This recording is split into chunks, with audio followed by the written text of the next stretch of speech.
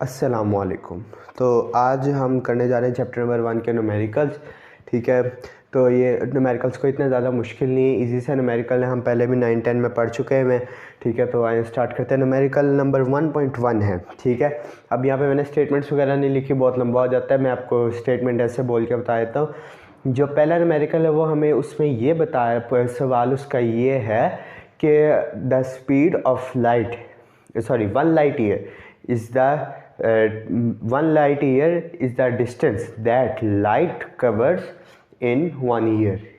What is the distance in meter that light covers in 1 year? ठीक है, अब वो एक ही बात दो दफ़ा कर रहा है। वो ये कह रहा है कि लाइट ईयर जो होता है वो डिस्टेंस होता है जो लाइट स्पीड ऑफ लाइट से 1 साल के अंदर कवर करता है। ठीक है, अब वो ये कह रहा है कि वो कितना डिस्टेंस कवर करता है। उससे पहले हमें डेफिनेशन बताई लाइट ईयर की, और फिर उसने पूछा है कि वो डिस्टेंस वैल्यू में कितना है। ठीक है, वो उसने हमसे पूछा है कि वो 1 साल के अंदर लाइट कितने मीटर डिस्टेंस कवर करती है। तो हम इसको फाइंड आउट करते हैं। उसके गिवन डाटा के अंदर हमें सिर्फ दो चीज़ें दी हुई हैं, स्पीड ऑफ लाइट और दूसरा है 1 ईयर। ठीक है, तो स्पीड ऑफ लाइट हमें पता है 3.0 मल्टीप्लाई बाई 10⁸ मीटर पर सेकंड होती है, और जो टाइम है वो उससे हमें दिया हुआ है 1 ईयर। 1 ईयर के अंदर अब ईयर जो है वो यूनिट नहीं है टाइम का यूनिट है सेकंड। तो ईयर को सबसे पहले हम कन्वर्ट करेंगे सेकंड्स के, और ये कैसे करना है हम पहले पढ़ चुके हैं मैट्रिक में, कोई इतना मुश्किल नहीं है। सबसे पहले डेज इन ईयर, फिर उसके बाद कितने आर होते हैं 1 डे में, फिर उसके बाद 1 आवर में कितने मिनट्स, फिर 1 मिनट में कितने सेकंड्स, इन सबको मल्टीप्लाई करेंगे तो हमारे पास आंसर आ गया 31536,000 सेकंड्स इन 1 ईयर। ठीक है, अब हमने फाइंड आउट करना है डिस्टेंस फाइंड आउट करने के लिए सिंपल से हमारे पास formula v is equal to होता है S/T, यानी speed is equal to distance cover over time taken. लेकिन स्पीड ऑफ लाइट को हम v से रिप्रेजेंट नहीं करते, इसको हम रिप्रेजेंट करते हैं c से, स्पीड ऑफ लाइट को। तो c इज इक्वल टू हो जाएगा हमारा S/T। अब हमने फाइंड करना है s, तो c को t से मल्टीप्लाई कर देंगे, हमारे पास t भी है और c भी है, दोनों को हम मल्टीप्लाई करेंगे, यानी 31536,000 को मल्टीप्लाई करेंगे 3.0 मल्टीप्लाई बाई 10⁸ से, तो हमारे पास इसका आंसर आ जाएगा जो कि है 9.408 मल्टीप्लाई बाई 10⁻15 मीटर। तो ये था हमारा न्यूमेरिकल नंबर 1।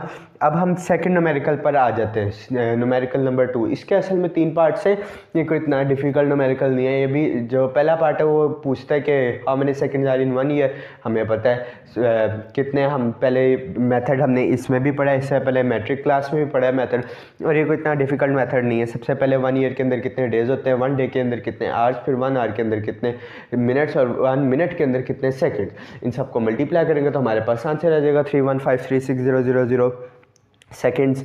तो उसके बाद ये तो आ गया हमारे पास कितने सेकंड्स होते हैं 1 ईयर में। अब सेकंड जो क्वेश्चन है यानी बी पार्ट, वो ये कहता how many nanoseconds are in 1 year.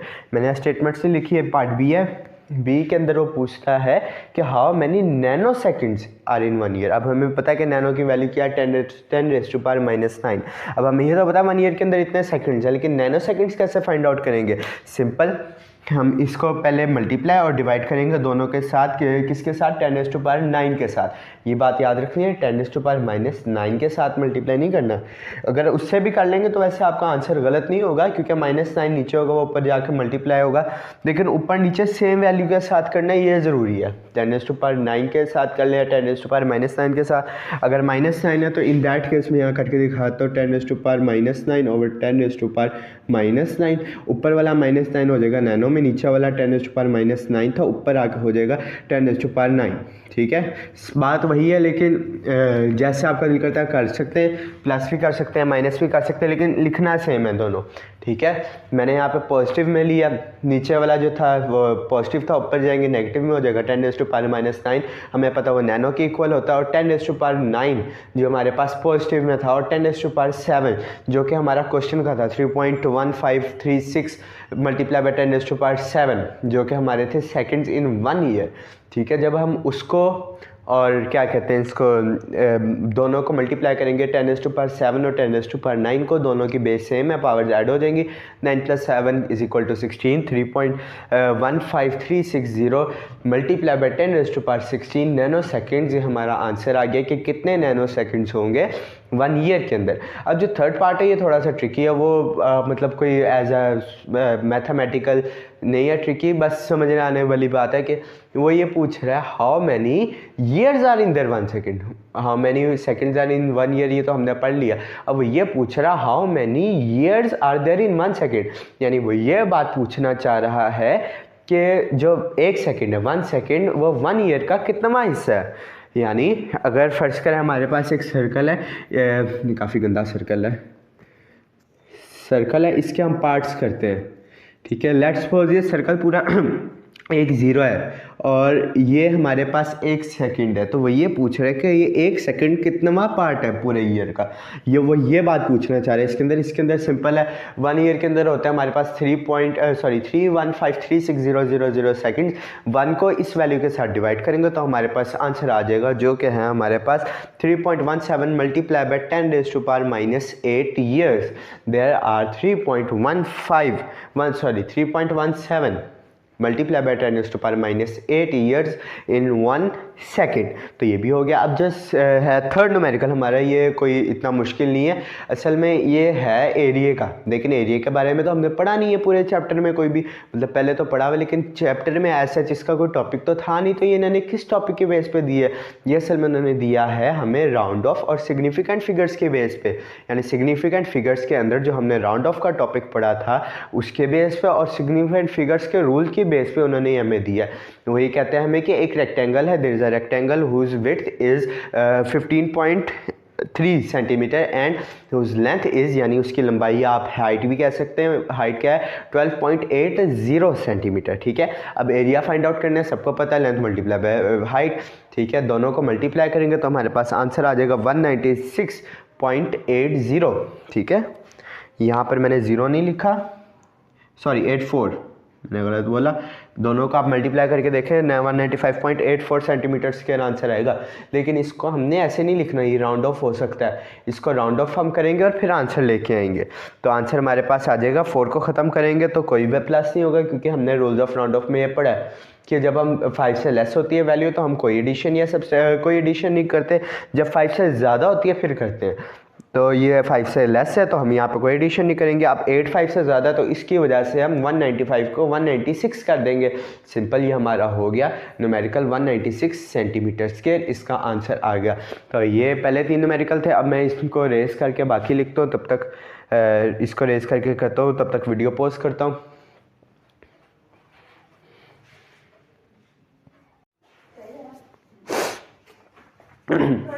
अस्सलाम वालेकुम जी। तो मैं ये रेस करके चेंज कर चुका हूँ। तो सबसे पहले 1.4 जो है न्यूमेरिकल, अब हम इसके बारे में पढ़ेंगे। तो ये न्यूमेरिकल को इतना ज़्यादा मुश्किल नहीं ना, इसके अंदर कुछ समझने वाला। उन्होंने 4 हमें मैथ्स दिए हुए हैं जो 4 पॉइंट की वैल्यू में, उन्होंने हमें कहा है कि add the following message given in KG up to appropriate procedure, और आगे उन्होंने मैसेज दिए हुए हैं। अब इनको सिंपली हमने ऐड करना और इनको राउंड ऑफ करना है। आप सिंपली कैलकुलेटर फिक्स करके भी इनको ऐड करें तो आपके पास आंसर आ जाएगा एग्जैक्ट। तो सम सिमिलरली आपने इनको ऐड करना है और ऐड करके आपके पास आंसर आ जाएगा 19.4 kg।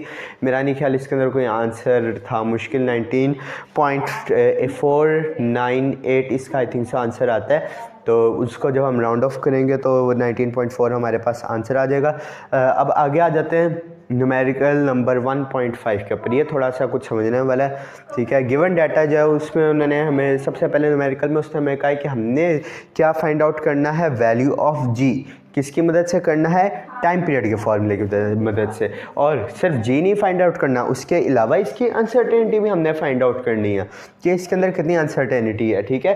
तो जो टाइम पीरियड है उसके फॉर्मूले के ज़रिए हमने जी फाइंड आउट करना है। और उसने हमें गिवन डाटा के अंदर क्या दिया हुआ है कि एक लेंथ दी हुई है पेंडुलम की, एक्सपेरिमेंट के लिए जो भी आपने क्या किया। वैसे पेंडुलम की टाइम पीरियड का फॉर्मूला था, तो पेंडुलम की आप कर लें एज्यूम कि लेंथ कितनी दी हुई है उसने हमें 100 सेंटीमीटर, जो कि हमारे पास आता है मीटर। और इसकी जो हम उसने हमें एब्सोल्यूट अनसर्टेनिटी दी हुई है वो दी हुई है हमें 1 मिलीमीटर, जो कि आती है 0.001 मीटर। ठीक है, दोनों मीटर में कर लें तो ज़्यादा अच्छा रहेगा, क्योंकि उसने वैल्यू हमें कितने में दी हुई है मीटर, तो मैंने मिलीमीटर को मीटर में कर दिया। अब उसके बाद आ जाते हैं, उसने हमें दी हुई है टाइम फॉर 20 वाइब्रेशन, कितना है 40.2 सेकेंड्स। तो टाइम हमारे पास आ गया 40.2 सेकेंड्स। ये टाइम पीरियड नहीं हमारे पास, ये खाली टाइम फॉर वाइब्रेशंस है। ठीक है, वो कितना है 40.2 सेकेंड्स, और वाइब्रेशन हमारे पास कितनी है 20 सेकेंड्स। ठीक है, अब इसकी वैल्यूज़ हमने पुट करके किसकी जी की वैल्यू निकालनी है। ठीक है, अब पहले हम टाइम पीरियड इस वाले टाइम से टाइम पीरियड निकाल लेंगे। टाइम पीरियड निकालने का फॉर्मूला हमें पता है, वो क्या है, number of time over time divided by number of vibrations. ठीक है, तो ये कहाँ से आया, फ्रीक्वेंसी का फॉर्मूला हमें पता है, number of vibrations over time taken, और टाइम पीरियड जो होता है वो होता है इन्वर्स ऑफ फ्रीक्वेंसी। तो इस फॉर्मूले को जब हम इन्वर्स करेंगे तो हमारे पास आ जाएगा time over number of vibrations. ठीक है, इसके अंदर वैल्यूज पुट करेंगे तो हमारे पास आंसर आ गया 2.01 सेकेंड। ठीक है, अब इस टाइम पीरियड की वैल्यू भी आ गई। अब हम फॉर्मूला लेते हैं, उसके अंदर स्क्वायरिंग करेंगे तो हमारे पास आंसर आ जाएगा T square is equal to 4π² multiply by L divided by G. G यहाँ डिवाइड हो रहा है, दूसरी साइड पे जाकर मल्टीप्लाई हो जाएगा, और वहाँ टी स्क्वायर मल्टीप्लाई हो रहा है और यहाँ आके डिवाइड हो जाएगा। सिंपली इन दोनों की जगह चेंज होगी, इसके बाद इनके अंदर हमने की वैल्यूज पुट। ठीक है, लेंथ हमारे पास थी 1 मीटर, उसके बाद हमारे पास जो थी टाइम पीरियड था हमारे पास 2.01। यहाँ पे मैंने स्क्वायर नहीं लगाया, यहाँ मैं स्क्वायर लगा देता हूँ। 2.01 सेकेंड्स हमारे पास था टाइम पीरियड। इसके अंदर हम वैल्यूज पुट करके जब इसको कैलकुलेट करेंगे तो हमारे पास आंसर आ जाएगा 9.76 मीटर पर सेकेंड। ठीक है, मीटर पर ये हमारा आ गया किसका, ग्रेविटेशनल एक्सेलरेशन की हमारे पास वैल्यू आ गई। अब हमने फाइंड आउट करनी है इसके अंदर अनसर्टेनिटी कितनी है। अनसर्टेनिटी फाइंड आउट करने के लिए हम इन दोनों की अनसर्टेनिटी को प्लस करेंगे। ठीक है, हमने क्या पढ़ा था, जब हम दो या दो से ज़्यादा मेजरमेंट्स को डिवाइड करते हैं या मल्टीप्लाई करते हैं तो हम उनकी परसेंटेज या फ्रैक्शनल अनसर्टेनिटी को प्लस करते हैं और फिर उससे उनकी अनसर्टेनिटी निकालते हैं। ठीक है, ये असेसमेंट ऑफ टोटल अनसर्टेनिटी वाला टॉपिक मैंने इस चैप्टर का सबसे लंबा टॉपिक था, मतलब वीडियो उसकी सबसे ज़्यादा लंबी बनाई है। आप चाहें तो वो जाके देख सकते हैं, उम्मीद है आपको उससे समझ आ जाएगा ज़्यादा अच्छा रूल्स के बारे में। ठीक है, परसेंटेज या फ्रैक्शनल अनसर्टेनिटी को हमने प्लस करना है। अब टाइम पीरियड की और लेंथ की हमने निकालनी है क्या, परसेंटेज अनसर्टेनिटी। टाइम पीरियड के परसेंटेज अनसर्टेनिटी हम निकालेंगे सबसे पहले। परसेंटेज अनसर्टेनिटी से पहले इसकी हमें निकालनी पड़ेगी अनसर्टेनिटी निकालने का फॉर्मूला हमें पता है टाइम पीरियड की क्या है, वो है हमारे पास लीस्ट काउंट या फिर absolute uncertainty divided by number of vibration. तो यानी हमें उसने दी थी स्टॉप वॉच की लीस्ट काउंट, हमें क्या दिया था उसने, हमें 0.1 सेकेंड, यानी 0.1 सेकेंड को हम 20 के साथ डिवाइड करेंगे तो हमारे पास आ जाएगी किसकी, अनसर्टेनिटी ऑफ टी। ठीक है, तो अनसर्टेनिटी ऑफ टी के अंदर हमने वैल्यूज पुट की तो हमारे पास आंसर आ गया 0.005। ठीक है, तो ये हमारे पास आ गया अनसर्टेनिटी। अब इससे हमने निकालनी है परसेंटेज अनसर्टेनिटी को निकालने के लिए इसको हम डिवाइड करेंगे किसके साथ, हमारी वैल्यू के साथ। वैल्यू हमारे पास क्या थी 2.01 सेकेंड्स। ठीक है, इन दोनों को डिवाइड करके मल्टीप्लाई करेंगे 100 के साथ तो हमारे पास आंसर आ जाएगा जो हमारे पास आया है 0.25%, यानी टाइम पीरियड की परसेंटेज अनसर्टेनिटी हमारे पास है 0.25%। अब हमने ये भी पढ़ा था कि जब पावर फैक्टर होता है तो हम परसेंटेज अनसर्टेनिटी को पावर के साथ मल्टीप्लाई करते हैं। इसको पावर के साथ मल्टीप्लाई करेंगे, 0.25 को 2 के साथ किया तो 0.50 या 0.5% हमारे पास आंसर आ गया। अब हमने फाइंड करनी है अनसर्टेनिटी इन लेंथ, तो उसके लिए हमें पता है कि लीस्ट काउंट को डिवाइड करना है हमने किसके साथ, मेड वैल्यू के साथ। लीस्ट काउंट हमारे पास 0.001 मीटर और जो हमारे पास वैल्यू थी मेड वैल्यू वो थी 1 मीटर। तो इन दोनों को जब डिवाइड करेंगे तो हमारे पास मल्टीप्लाई करेंगे 100 के साथ डिवाइड करके तो हमारे पास आंसर आ जाएगा 0.1%। अब इन दोनों को हम करेंगे ऐड, 0.5 प्लस 0.1 इज इक्वल हमारे पास आ गया 0.6 ये परसेंट आ गई हमारे टोटल परसेंटेज अनसर्टेनिटी किसकी, जी की। ठीक है, अब इस परसेंटेज अनसर्टेनिटी से हमने निकालनी है जी की अनसर्टेनिटी। परसेंटेज अनसर्टेनिटी से हमने निकाली है इसकी अनसर्टेनिटी। उसको निकालने के लिए इसका फॉर्मूला हम पहले मैं असेसमेंट ऑफ टोटल अनसर्टेनिटी में बता चुका हूँ, आप जाके उसको देख सकते हैं अगर आप इसको अच्छी तरह समझना चाहते हैं, और ब्रीफली वो वीडियो देख सकते हैं। मैं इसका लिंक डिस्क्रिप्शन में दे दूँगा, आप चाहें तो जाके देख सकते हैं।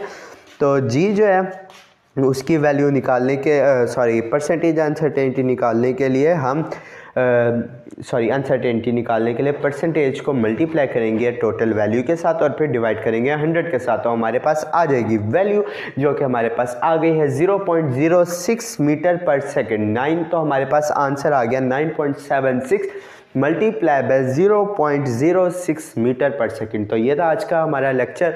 होप्स आपको समझ आ गई होगी, और अगर आपको कुछ समझना है तो आप मेरे पिछले लेक्चर में जाके देख सकते हैं।